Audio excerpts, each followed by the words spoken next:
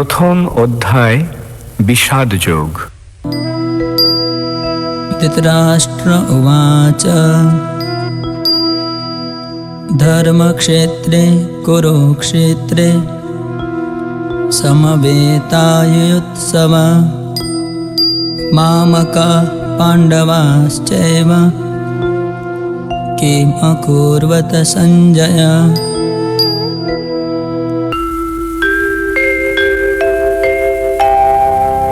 ধর্মক্ষেত্রে কুরুক্ষেত্রে হইয়া একত্র যুদ্ধকামী মম পুত্র পাণ্ডব সর্বত্র।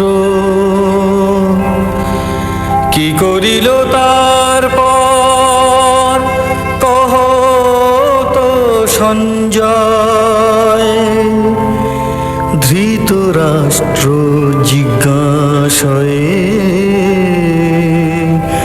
সন্দিগ্ধ হৃদয়।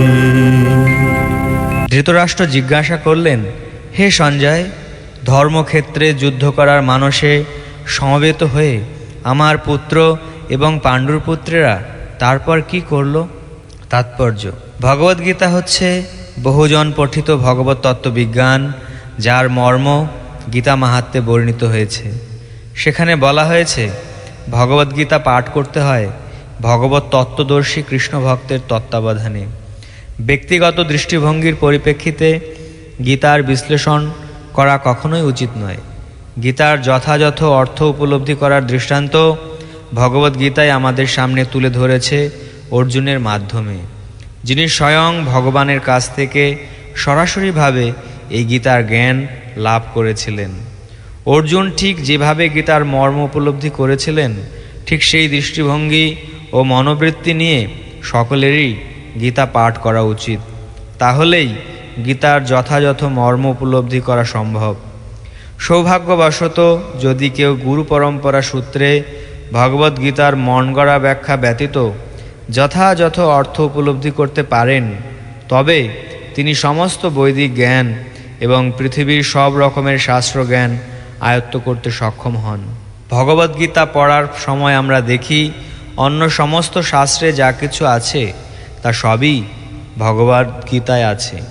উপরন্তু ভগবদ্গীতায় এমন অনেক তত্ত্ব আছে যা আর কোথাও নেই। এটি হচ্ছে গীতার মাহাত্ম্য, এবং এই জন্যই গীতাকে সর্বশ্রেষ্ঠ শাস্ত্র বলে অভিহিত করা হয়। গীতা হচ্ছে পরম তত্ত্ব দর্শন, কারণ পরমেশ্বর ভগবান শ্রীকৃষ্ণ নিজে এই জ্ঞান দান করে গেছেন। মহাভারতে বর্ণিত ধৃতরাষ্ট্র ও সঞ্জয়ের আলোচনার বিষয়বস্তু হচ্ছে ভগবদ্গীতার মহৎ তত্ত্ব দর্শনের মূল উপাদান। এখানে আমরা জানতে পারি যে এই মহৎ তত্ত্ব দর্শন প্রকাশিত হয়েছিল কুরুক্ষেত্রের রণাঙ্গনে, যা সুপ্রাচীন বৈদিক সভ্যতার সময় থেকেই পবিত্র তীর্থস্থান রূপে খ্যাত। ভগবান যখন মানুষের উদ্ধারের জন্য এই পৃথিবীতে অবতরণ করেছিলেন, তখন এই পবিত্র তীর্থস্থানে তিনি নিজে পরম তত্ত্ব সমন্বিত এই গীতা দান করেন। এই শ্লোকে ধর্মক্ষেত্র শব্দটি খুবই তাৎপর্যপূর্ণ, কারণ কুরুক্ষেত্রের যুদ্ধক্ষেত্রে ভগবান শ্রীকৃষ্ণ অর্জুন তথা পাণ্ডবদের পক্ষে ছিলেন। দুর্যোধন আদি কৌরবদের পিতা ধৃতরাষ্ট্র তাঁর পুত্রদের বিজয় সম্ভাবনা সম্বন্ধে অত্যন্ত সন্দিগ্ধ হয়ে পড়েছিলেন। দ্বিধাগ্রস্ত চিত্তে তাই তিনি সঞ্জয়কে জিজ্ঞেস করেছিলেন, আমার পুত্র ও পাণ্ডুর পুত্রেরা তারপর কি করল? তিনি নিশ্চিন্ত ছিলেন যে তার পুত্র এবং পাণ্ডুপুত্রেরা কুরুক্ষেত্রের বিস্তীর্ণ ভূমিতে যুদ্ধ করবার জন্য সমবেত হয়েছিলেন, কিন্তু তবুও তার অনুসন্ধানটি ছিল তাৎপর্যপূর্ণ। তিনি চাননি যে পাণ্ডব ও কৌরবদের মধ্যে কোনো আপোষ মীমাংসা হোক, কিন্তু তিনি চেয়েছিলেন যুদ্ধে তার পুত্রদের ভাগ্য সুনিশ্চিত হোক। তার কারণ হচ্ছে কুরুক্ষেত্রের পুণ্যতীর্থে এই যুদ্ধের আয়োজন হয়েছিল। বেদে বলা হয়েছে কুরুক্ষেত্র হচ্ছে অতি পবিত্র স্থান, যা দেবতারাও পূজা করে থাকেন। তাই ধৃতরাষ্ট্র এই যুদ্ধের ফলাফলের উপর এই পবিত্র স্থানের প্রভাব সম্বন্ধে শঙ্কাকুল হয়ে পড়েছিলেন। তিনি খুব ভালোভাবে জানতেন যে অর্জুন এবং পাণ্ডুর অন্যান্য পুত্রদের উপর এই পবিত্র স্থানের মঙ্গলময় প্রভাব সঞ্চারিত হবে, কারণ তারা সকলেই ছিলেন অত্যন্ত ধর্মপরায়ণ। সঞ্জয় ছিলেন ব্যাসদেবের শিষ্য, তাই ব্যাসদেবের আশীর্বাদে তিনি দিব্য চক্ষু প্রাপ্ত হন, যার ফলে তিনি ঘরে বসেও কুরুক্ষেত্রের সমস্ত ঘটনা দেখতে পাচ্ছিলেন। তাই ধৃতরাষ্ট্র তাকে যুদ্ধক্ষেত্রের পরিস্থিতি সম্পর্কে জিজ্ঞাসা করেন।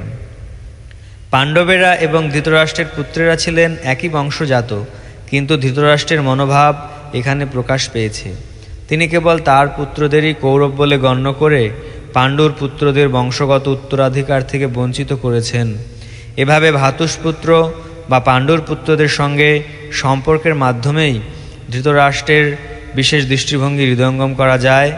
ধান খেতে যেমন আগাছাগুলি তুলে ফেলে দেওয়া হয়, তেমনি ভগবদ্গীতার সূচনা থেকেই আমরা দেখতে পাচ্ছি কুরুক্ষেত্রের রণাঙ্গনে ধর্মের প্রবর্তক ভগবান স্বয়ং উপস্থিত থেকে ধৃতরাষ্ট্রের পাপিষ্ঠ পুত্রদের সমূলে উৎপাটিত করে ধার্মিক যুধিষ্ঠিরের নেতৃত্বে ধর্মপরায়ণ মহাত্মাদের পুনঃপ্রতিষ্ঠা করবার আয়োজন করেছেন।